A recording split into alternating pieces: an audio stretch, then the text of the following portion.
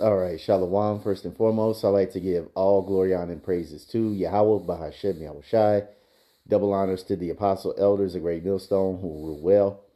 And salutations to all you brothers out there pushing this word in love, truth, sincerity, and humility. Once again, it's the brother Shati from the Chicago camp coming back to you with what I hope is another quick and edifying sit down.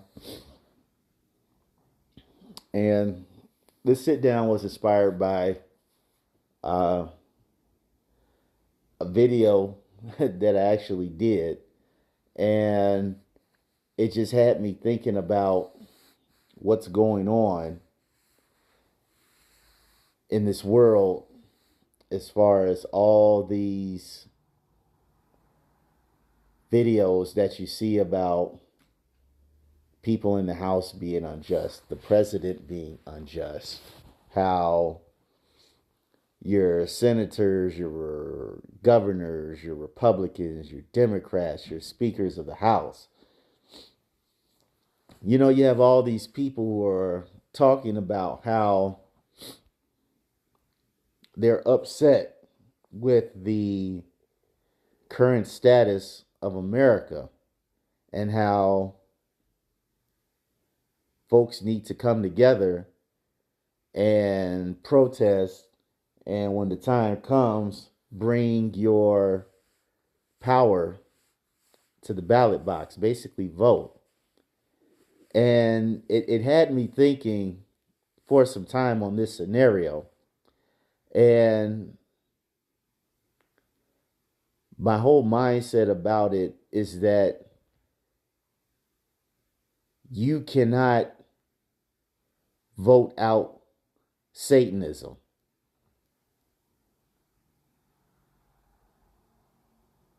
You can't vote out Satanism. Okay? Satanism is a mentality that's deeply entrenched in the minds and the spirits of many people in this world.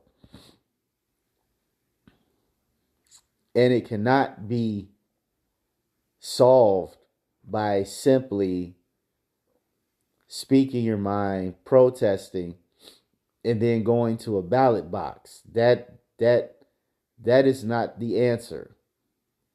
You cannot vote out evil. You cannot vote out Satanism. You cannot vote out wickedness. All these things you cannot vote out. Okay, as the scripture tells us, I believe that's in Ephesians 6 and 7. Is it 6 and 7? Or 6 and 17?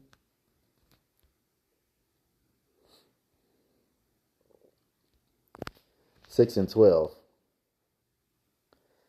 And it says, "For we wrestle not against flesh and blood."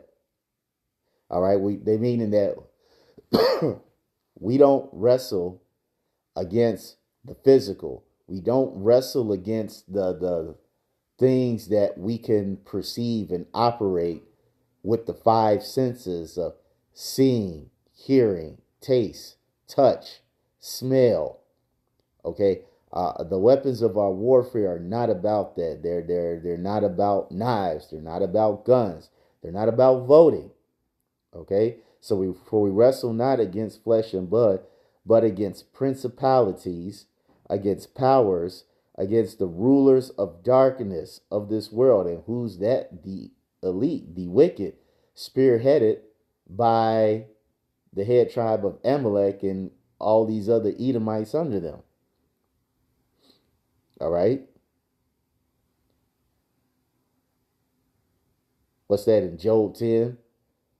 The place where he goes to is of darkness and gross darkness. Roughly paraphrasing. But it said, but the people who are in charge of this darkness, for the most part, are the nation of Edom. And it says, against powers, against the rulers of darkness of this world, against spiritual wickedness in high places. Okay? The people that are in these positions of power, who are as I said before, in the White House, okay, in the Senate, in the House, in the Congress, in these different type of subcommittees, the people that are in these Supreme Courts, your judicial courts, your circuit courts, whatever the case may be. All right, many of these people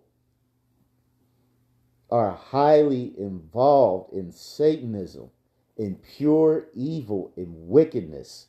And this type of wickedness cannot be put out. It can by voting. It cannot be put out by voting. You have to think about it. These people, in particular the nation of Edom, they did not get to where they were at by being nice.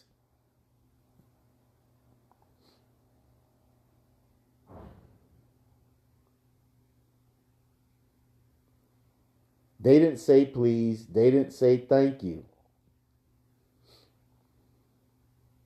They took it by force. I think there's a scripture on that too. Let me put it on pause. I may have to. This is Matthew 11 and 12. And it says, and from the days of John the Baptist until now, the kingdom of heaven suffereth violence, and the violent take it by force. And who's the violent? Bad Uncle Esau, the so-called white man. How do we know that? Because when you go to Genesis, the 27th chapter, it lets you know that his blessing was the sword, and by the sword he would live. The sword is not an instrument of peace. It is a weapon of defense in war.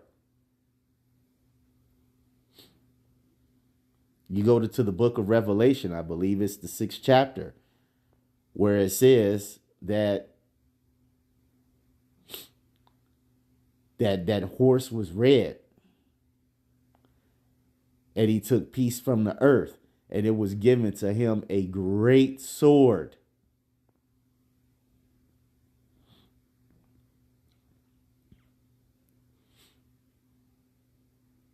So first and foremost, the way the wicked got into authority, first and foremost, the Lord gave it to him. All right, Job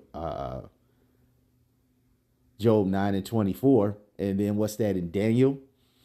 The Most High ruleth in the kingdom of men, and he can give it to the bases of men. All right. First and foremost, it was given unto him, and he used that opportunity with his sword to get what he wanted.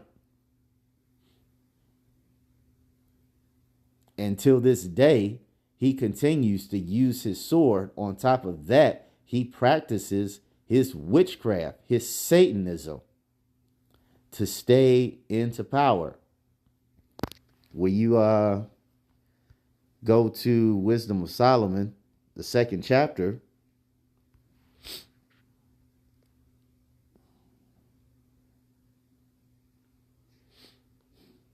he tells you in verse 10, starting at verse 10, it says, let us oppress the poor righteous man. Let us not spare the widow, nor reverence the ancient hairs of the gray. Why? Because they feel that they have the power, which they do. They have the power. They are in control. Therefore, they like, we don't care, which leads to the next one. Therefore, let us lie in wait for the righteous, because he is not for our time.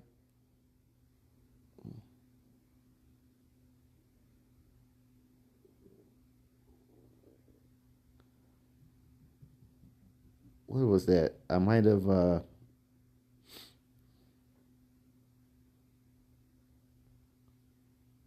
no, I just skipped the 11. Sorry about that. I'm gonna read that again. Wisdom of Solomon 2 and 10. It says, let us oppress the poor righteous man. Let us not spare the widow, nor reverence the ancient gray hairs of the age. Let our strength be the law of justice, for that which is feeble is found to be nothing worth.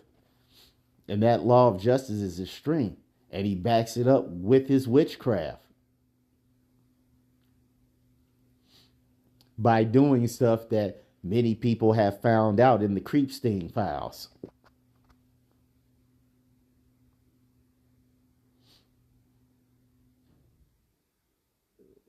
See, the only way that this wickedness is going to be put out is when the Lord raises up his men.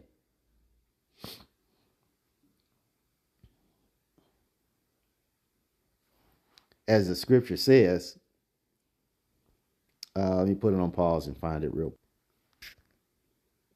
Daniel 7:18, it says, but the saints of the Most High shall take the kingdom and possess the kingdom forever, even forever and ever. What did that say? The saints of the Most High shall take. Meaning they're not going to ask, they're not going to beg, they're not going to plead, they're not going to vote. Because we know that shit doesn't work. It has a long historical track record of not working.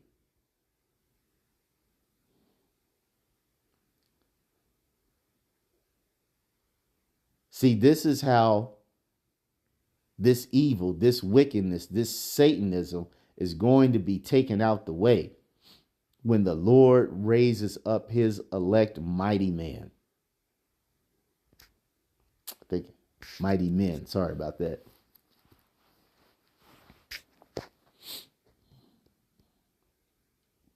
Now, see, the Lord is doing such a thing spiritually by letting this truth come out. As spoken of when you go to 2nd Ezra, what's that, 6:27? And it says, for evil shall be put out, and deceit shall be quenched. As for faith, it shall flourish, corruption shall be overcome, and the truth, which has been so long without fruit, shall be declared. So, as this word says, it's breaking down these spiritual strongholds, the wickedness, this Satanism that's going on in the world.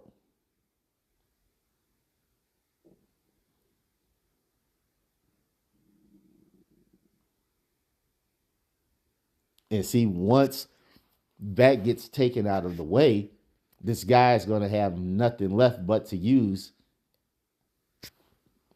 And that's his sword. He'll have nothing to use but his sword. And then that's when the Lord is going to raise up his mighty man.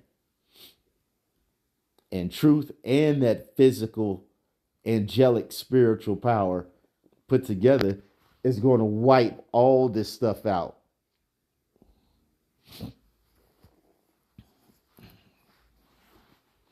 I forgot what scripture it is, but it talks about how,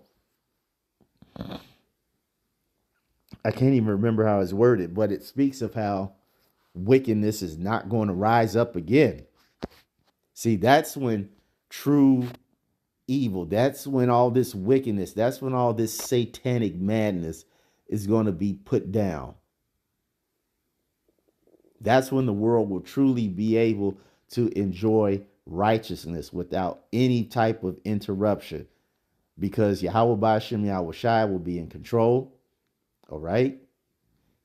And it will be ruled by the governing body with the law, statutes, and commandments embedded in their minds, in their spirits, making us never sin, which means we'll never go off and we'll never be back at the bottom. So righteousness will truly reign on the earth the way it's supposed to be. So that's all I wanted to say on this. I hope you all were edified. To the next time, we're going to say shalom.